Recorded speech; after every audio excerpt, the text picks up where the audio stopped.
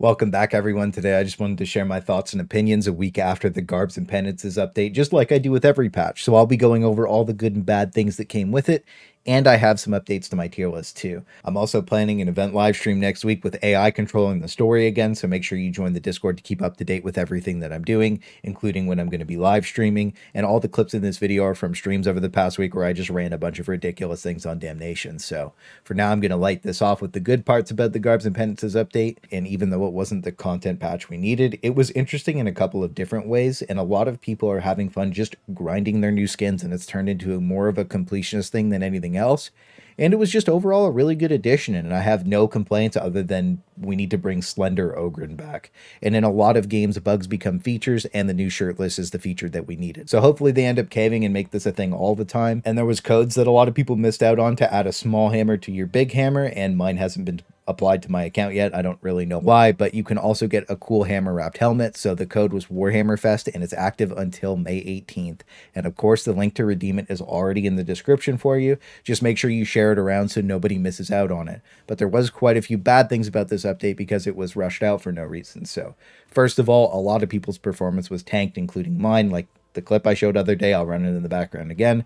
This was just completely unacceptable, and I couldn't even it is what it is my way out of that situation. My game was just broken even after playing a few games to rebuild my cache, and I had to install an experimental beta for a few days because it was just unplayable. A lot of you saw how brutal it was on stream, but now I've completely reinstalled my game under the new hotfix update, and it works fine, and it fixed most of the performance for a lot of people, but there's some people that are still having problems. I still can't play with mods on, or it causes my game to stutter, so I'm probably stuck in the vanilla version for probably forever, but I guess that's fine. A lot of people also keep asking about my settings, so I'm just going to scroll those in the background while I keep talking.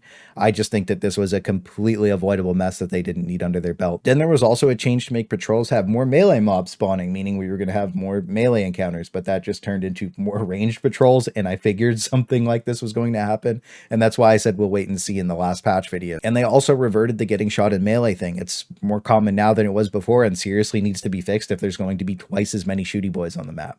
And I guess doggos ended up getting reverted to be super annoying again. They still have some sort of leg compensation, but they're just all over the place.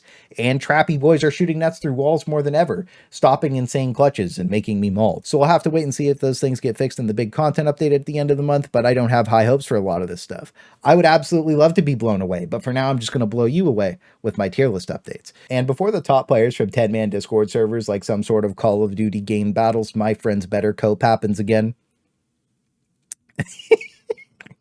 You're not him. Also, for the new people, I have over 150 Damnation games uploaded on my alt channel across all 4 characters from the past 6 months pretty evenly, and that's not including the random VODs or stream games. I use pretty much everything, but I always look forward to farming salt with these. So starting with the melee tier list, as you can see, it's a long boy. So we'll just be zoomed in, that way it's a little easier to see.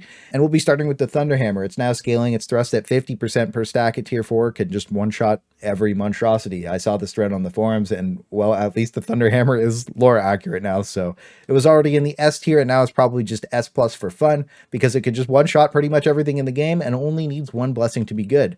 So it's going to maintain its spot up there. And the power swords are still S tier because it's fairly easy to at least get tier 3 power cycler, and they have amazing animation sets, but they're just fine without power cycler as long as you have brutal momentum and slaughterer. And the rest of this S tier is going to be fine with nothing else moving up, but there is something that's going to be moving down, and that's going to be the heavy eviscerator. It's not as fun as it used to be, and it's gotten substantially worse over time between the ghost hits and the animation locking, and its very limited cleave just doesn't measure up with the power creep anymore. So it's going to be moving all the way down to B tier, at least until they fix it. And yes, this means that the normal chainsword is consistently better, which is not how it should be at all. Then the Iron Helm Hammer is going to be moving up to A tier because of the new Thrusty Boy technology, and the Rashad Combat Axe actually saw some improvements, so it's going to be bumped up to A tier too.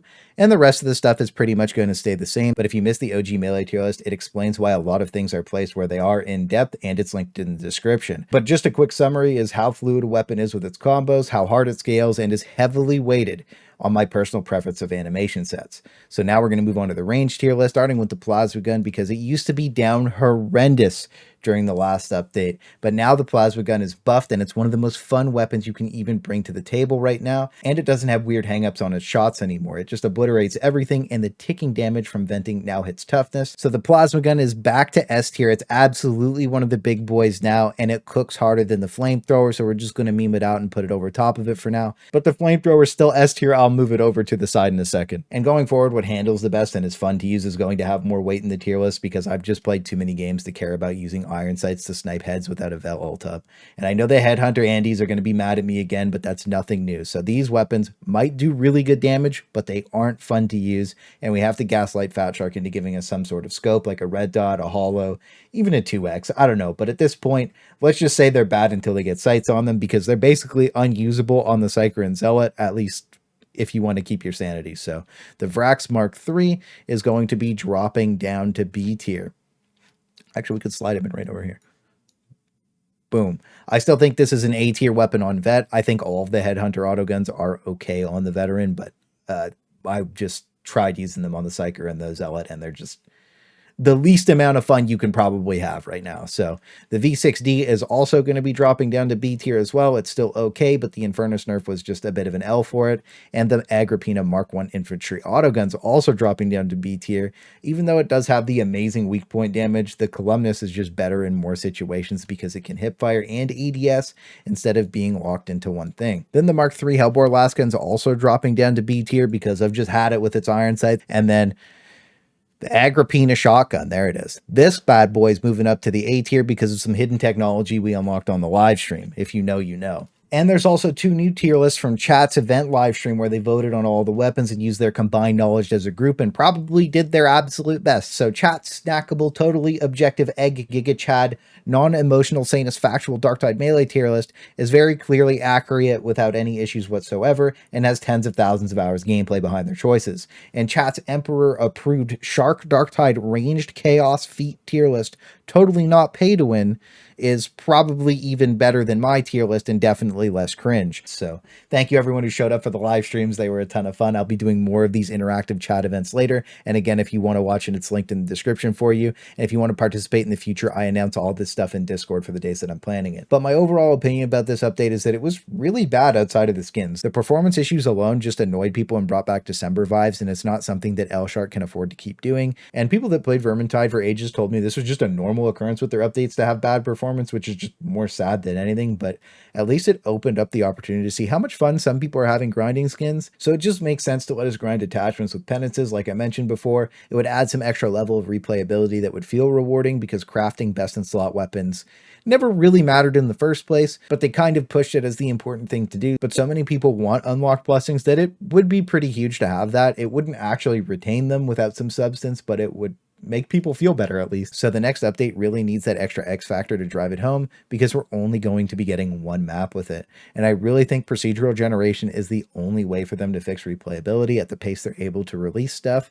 Or one cool suggestion that I keep reading and seeing everywhere else, other people's videos and stuff, is open world roaming around the Hive City, something like the Chaos Waste from Vermintide. It's definitely a really good idea, and I agree that it's something that probably should be pushed out, because people are just getting bored of the current grindfest and are looking for any reason to actually just play this game. They just don't have one right now. There's a lot of potential in here just because of how fun the gunplay is in Darktide, but it just seems like some manager or game director wants this to be a small game, because they keep making the exact same mistakes that drive people away, which is a real shame considering how talented some of the people are that are working on this game. And as much as I dump on L-Shark, I really would like to see them become W-Shark. A lot of us would love to see what these devs can really do. So I guess we'll see what the future has in store, but some exciting news from my end. We're going to be doing some Diablo stuff this weekend before I get back on Darktide, and we have a new Horde shooter game coming out called Starship Troopers Extermination. If you've ever played the squad mod for Starship Troopers, it's basically just a full game of that with some upgrades. So I'm going to be doing a few videos of that and streaming it a bunch next week, and I hope you have fun watching it.